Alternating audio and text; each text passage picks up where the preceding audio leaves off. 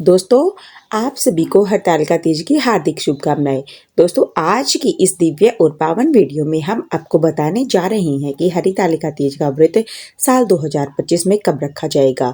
लोग बहुत ही कंफ्यूजन की स्थिति में है कि इस बार साल 2025 में हरतालिका तीज का व्रत कब रखा जाएगा, 25 या 26 अगस्त, और इसकी पूजा का शुभ मुहूर्त क्या रहेगा, हरतालिका तीज की पूजन सामग्री क्या है और इसकी संपूर्ण पूजा विधि क्या रहेगी।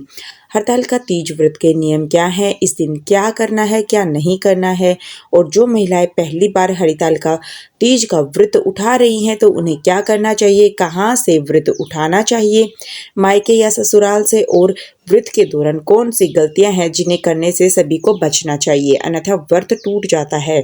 व्रत में कौन सी चीज है जिसका सेवन करना है और कौन सी चीज का सेवन नहीं करना है, इन सभी विषयों की जानकारी आपको इस वीडियो में प्राप्त होगी। लेकिन वीडियो शुरू करने से पहले आपसे निवेदन है कि यदि आप वीडियो को थोड़ा सा भी अच्छा लगा हो तो आप कृपया करके एक लाइक अवश्य कर दीजिए, और अखंड सौभाग्य की प्राप्ति के लिए व इच्छा पूर्ति के लिए कमेंट बॉक्स में अवश्य लिख दिएगा जय माता दी या फिर जय माँ गौरी।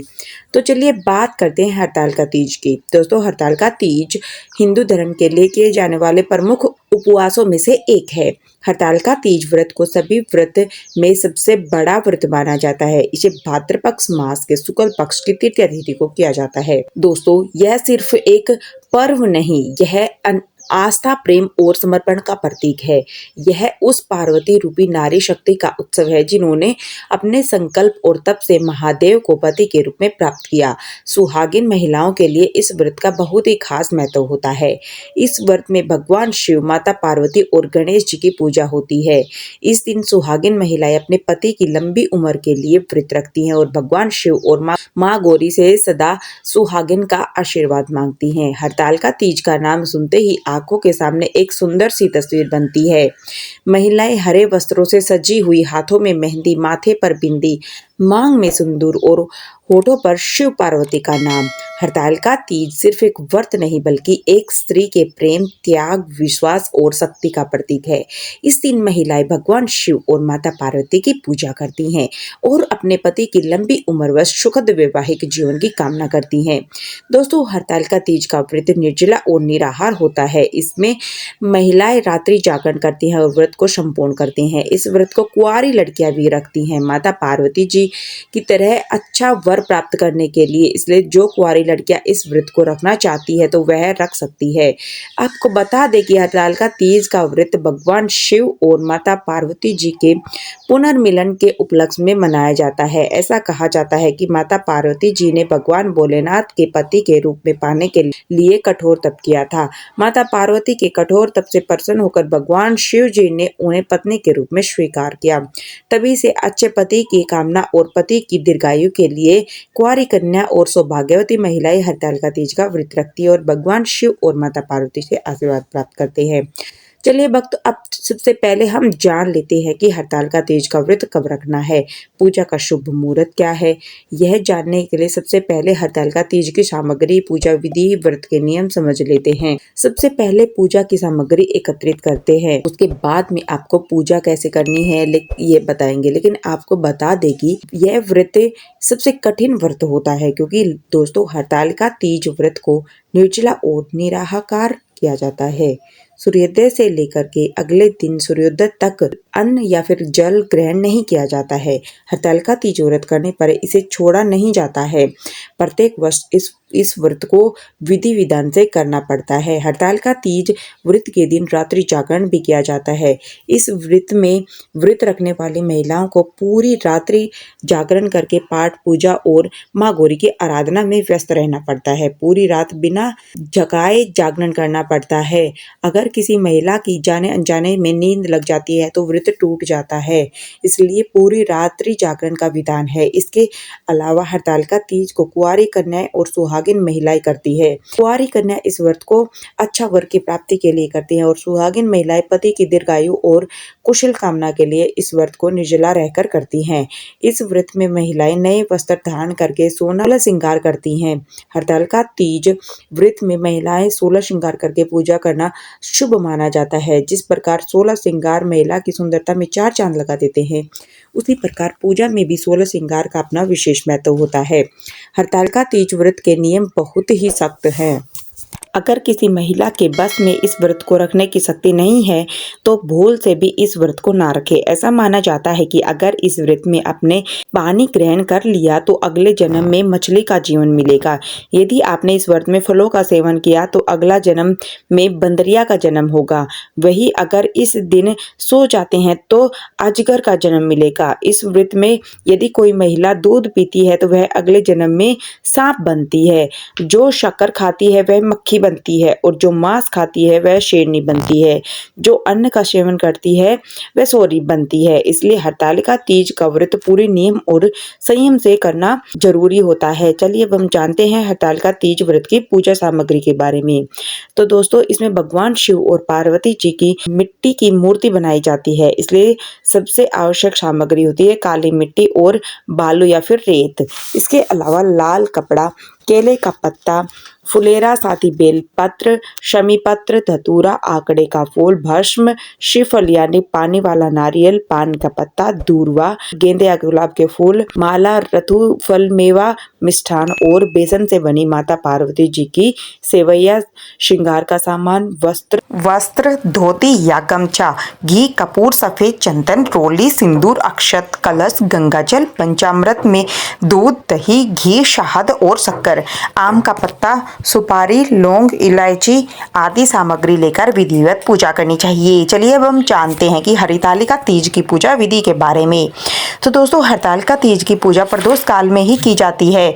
पूजन के लिए सबसे पहले मिट्टी से भगवान शिव, माता पार्वती और गणेश जी की प्रतिमा बनाएं।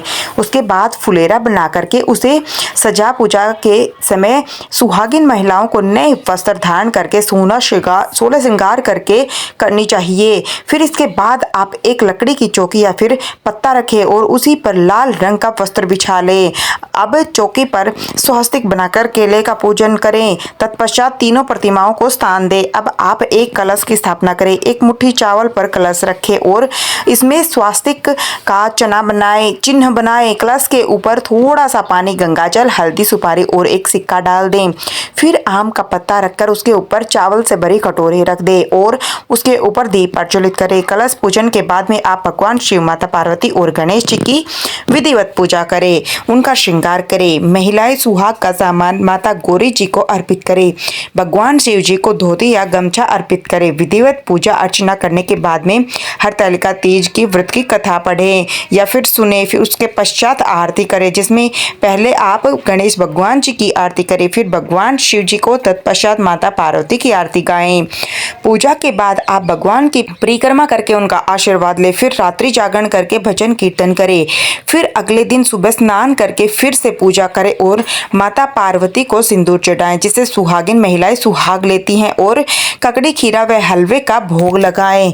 इसके बाद आप प्रसाद को खाकर अपने व्रत का पारण करें। तो चलिए जानते हैं कि साल 2025 में हरतालिका तीज का व्रत कब रखा जाएगा। पूजा का शुभ मुहूर्त क्या है, इस दिन राहु काल का समय कब से कब तक रहेगा। तो आपको बता दें कि भाद्रपद मास के शुक्ल पक्ष की तृतीया तिथि की शुरुआत 25 अगस्त दोपहर 12:24 पर होगी और तृतीया तिथि की समाप्ति 26 अगस्त 2025 की दोपहर को 1 बजे के आसपास हो जाएगी। तो इसके अनुसार 26 अगस्त 2025 के दिन मंगलवार को रखा जाएगा। तो और प्रातःकाल पूजा का शुभ मुहूर्त सुबह 5:05 से लेकर 8:31 तक रहेगा। इस शुभ मुहूर्त की कुल अवधि 2 घंटा 35 मिनट की है। दोस्तों, हरतालिका तीज के दिन जो लोग प्रदोष काल में पूजा करते हैं उन्हें 26 तारीख को तृतीया तिथि समाप्त होने से पहले ही पूजा कर लेनी होगी। यानी 26 तारीख की दोपहर को 1 बजे के आसपास आप प्रदोष काल की पूजा कर लें, वरना इसके बाद चतुर्थी तिथि स्टार्ट हो जाएगी और इस दिन सूर्योदय का समय सुबह 5:56 का रहेगा और सूर्यास्त का समय 6:04 का रहेगा और इस दिन राहु काल का समय दोपहर 3:36 से लेकर के 5:13 तक रहेगा।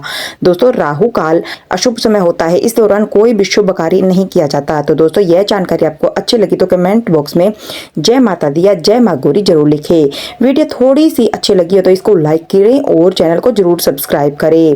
तो देखिए, आपको भरपूर जानकारी सीधे सीधे मिल रही है। चलिए माताएं बहनें, अब जान लेते हैं कि जो महिला पहली बार हरितालिका तीज का व्रत उठा रही है तो उसे कहां से उठाना चाहिए और कैसे शुरुआत करनी चाहिए। अगर कोई महिला पहली बार हरितालिका तीज व्रत उठा रही है तो उसे शास्त्रों और परंपराओं के अनुसार विधि पूर्वक यह व्रत उठाना संकल्प पूर्वक माना जाता है। यह व्रत उठाने का मतलब होता है व्रत की शुरुआत करना, यानी यह व्रत अब जीवन भर के लिए करना। हरितालिका तीज व्रत मुख्य रूप से सुहागिन महिलाओं का व्रत होता है और इसे बहुत ही श्रद्धा और नियम के साथ किया जाता है।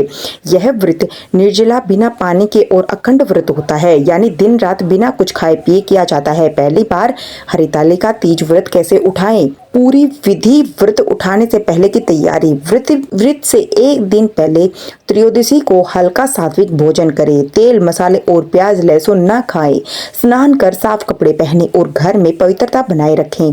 पहले ही दिन यह संकल्प ले कि अब हम हर साल हरितालिका तीज व्रत करूंगी। यदि आप जीवन भर करना चाहती हैं तो व्रत वाले दिन चतुर्थी तिथि को मुख्य विधि स्नान और संकल्प सूर्योदय से पहले उठकर स्नान करें। स्वच्छ वस्त्र पहने। हल्के पीले हरे रंग के या फिर लाल रंग के कपड़े शुभ माने जाते हैं। एक चौकी पर लाल कपड़ा बिछाएं और उस पर माता पार्वती और भगवान शिव की मूर्ति या चित्र स्थापित करें। मिट्टी से शिव पार्वती की प्रतिमा हरितालिका स्वरूप बनाएं। इसे हरितालिका देवी कहते हैं। संकल्प ले। व्रत उठाएं। हाथ में जल फूल और अक्षत लेकर के संकल्प लें। मैं शिव पार्वती को प्रसन्न करने के लिए हरितालिका तीज व्रत करूंगी। इसी संकल्प से पहली बार यह व्रत उठाते हैं। पूजा विधि। माता पार्वती और भगवान शिव को जल दूध फूल बेलपत्र धतूरा फल आदि अर्पित करें। चूड़ी सिंदूर मेहंदी बिंदी आदि सुहाग सामग्री अर्पित करें। हरितालिका तीज व्रत कथा सुने या पढ़े। जरूरतमंद को दान करें। रात भर जागरण करें। कथा भजन कीर्तन करें। व्रत पारण अगले दिन करें। अगले दिन पंचमी तिथि को सूर्योदय के बाद व्रत पारण करें। पूजा के बाद फल जल आदि ग्रहण करें। ब्राह्मण या फिर किसी सुहागिन महिला को भोजन करवाकर दान दक्षिणा दें। व्रत कहां से उठाए? सांकेतिक रूप से व्रत उठाना कोई भौगोलिक स्थान नहीं होता है, बल्कि यह एक संकल्प प्रक्रिया है। इसे आप अपने घर के पूजा स्थान या किसी शिव पार्वती मंदिर में जाकर भी कर सकती हैं। अगर परिवार में पहले से कोई महिला यह व्रत करती है तो उनसे आशीर्वाद लेकर उनके सामने संकल्प लेना शुभ माना जाता है। इस प्रकार से इस विधि द्वारा महिलाएं जो पहली बार व्रत उठा रही हैं या उठा सकती हैं, लेकिन एक बात याद रहे, जिस महिला को यह इस व्रत को उठा लिया है वह उसे छोड़ नहीं सकती। तो चलिए अब जान लेते हैं कि वह कौन सी गलतियां हैं जो हरितालिका व्रत में महिलाओं को भूलकर भी नहीं करनी चाहिए। व्रत के दौरान कुछ ऐसी गलतियां होती हैं जिन्हें महिला जाने अनजाने में कर देती हैं और पूरी जिंदगी उनको पछताना पड़ता है। तो चलिए जानते हैं वह कौन सी गलतियां हैं जिन्हें भूलकर भी नहीं करना चाहिए। हरितालिका तीज व्रत एक अत्यंत कठिन और पुण्यदायक व्रत है जिसे महिलाएं अखंड सौभाग्य सुख शांति और अपने पति की लंबी उम्र के लिए रखती हैं। यह निर्जला बिना पानी पिए और निराहार रह के व्रत किया जाता है, लेकिन कुछ महिलाएं इस व्रत के दौरान अनजाने में कुछ ऐसी गलतियां कर बैठती है जिससे उनका व्रत अधूरा या फिर टूट जाता है। एक व्रत निर्जला और निराहार होता है। अगर कोई महिला व्रत के दौरान जल फल चाय दूध या किसी प्रकार का भोजन कर लेती है तो व्रत टूट जाता है। इससे व्रत रखने का कोई फल प्राप्त नहीं होता है और पति पर संकट आ जाता है। इसलिए जो महिला इस व्रत को रख सकती है वही रखे, अन्यथा दिखावे के तौर पर इस व्रत को ना रखे, वरना आप भी आपके पति बर्बाद हो जाएंगे। दूसरा, व्रत के दौरान नींद में सो जाना, रात्रि जागरण न करना। इस व्रत में रात्रि जागरण जागते रहने का विशेष महत्व है। यदि कोई महिला रात में सो जाती है तो यह व्रत भी अधूरा बन सकता है। इसलिए इस व्रत को अकेली महिला ना रखते हुए 3-4 महिलाओं के साथ रखना चाहिए, ताकि रात्रि जागरण में सभी एक दूसरे से बातचीत करते हुए भजन कीर्तन पूजा पाठ करते हुए रात को व्यतीत कर सके। अन्यथा इस व्रत को ना रखें। जिस महिला को रात्रि में जागने की क्षमता नहीं है वह इस व्रत को भूल कर भी ना रखे, अन्यथा लग सकता है घोर पाप। व्रत के दौरान बाल धोना या फिर नाखून काटना वर्जित माना जाता है। इससे व्रत की शुद्धता भंग हो जाती है। कुछ महिलाएं या कुंवारी कन्याएं जो इस दिन 16 श्रृंगार करके तैयार होती हैं और अच्छा दिखने के लिए अपने बाल या नाखूनों को काट लेती है, जाने अनजाने में यह गलती महिलाओं द्वारा की जाती है, तो इस गलती को करने से बचना चाहिए। अन्यथा आप पर माँ गौरी क्रोधित हो जाएंगे, उनके क्रोध का सामना करना पड़ेगा। हरितालिका तीज की पूजा में सिंदूर ना लगाना। यह व्रत सौभाग्यवती स्त्रियों के लिए होता है, इसलिए पूजा में मांग में सिंदूर लगाना बहुत जरूरी माना जाता है। अगर कोई महिला सिंदूर नहीं लगाती है तो यह व्रत अधूरा माना जाता है। इस दिन ना तो सिंदूर किसी को दान देना चाहिए और न ही किसी दूसरी महिला को अपना सिंदूर मांग में भरवाना चाहिए। अपने पैसे से खरीदा हुआ सिंदूर ही आपको अपनी मांग में लगाना चाहिए, अन्यथा आपके पति पर घोर संकट आ सकता है और वह बड़ी मुश्किल में, बड़ी विपदा में आ सकता है। इसलिए इस बात का आपको विशेष ध्यान रखना है। नंबर 5, हरतालिका तीज की कथा न सुनना। तीज व्रत की पूजा के समय कथा सुनना भी बहुत आवश्यक है, अन्यथा कथा नहीं सुनी गई तो पूजा और व्रत नहीं माना जाता है। कुछ महिलाएं होती हैं जो व्रत तो करती हैं, पूजा पाठ भी करती हैं, लेकिन पता नहीं कथा नहीं सुन पाती हैं, पूजा संपूर्ण नहीं हो पाती है। इसलिए व्रत पूजा पाठ करने के साथ साथ कथा का श्रवण करना भी शुभ होता है। इससे व्रत संपूर्ण होता है और माता गुरा प्रसन्न होती हैं। व्रत के दौरान झगड़ा, क्रोध, अपवित्र विचार या कटु बोलना, वचन बोलना, व्रत के समय क्रोध करना, अपशब्द बोलना, किसी से लड़ाई करना व्रत के फल को नष्ट करता है। यह व्रत मानसिक शांति और पवित्रता से किया जाना चाहिए। हरतालिका तीज की मूर्ति का विसर्जन न करें। मिट्टी से बनाई गई शिव पार्वती की प्रतिमा को पूजा के बाद में बहते हुए जल में या फिर किसी पवित्र नदी में विसर्जित करना होता है। अगर विसर्जन नहीं किया गया तो पूजा अधूरी मानी जाएगी। व्रत करने वाली महिला को दिन भर शिव पार्वती का स्मरण करना चाहिए। यदि स्वास्थ्य ठीक न हो या फिर कोई विशेष परिस्थिति हो तो व्रत को अपने सामर्थ्य अनुसार करें और भक्ति भाव बनाए रखें। तो यह थी हरतालिका तीज व्रत से संबंधित कुछ महत्वपूर्ण जानकारियां। उम्मीद है आपको हमारे द्वारा दी गई यह जानकारी समझ में आ चुकी होगी।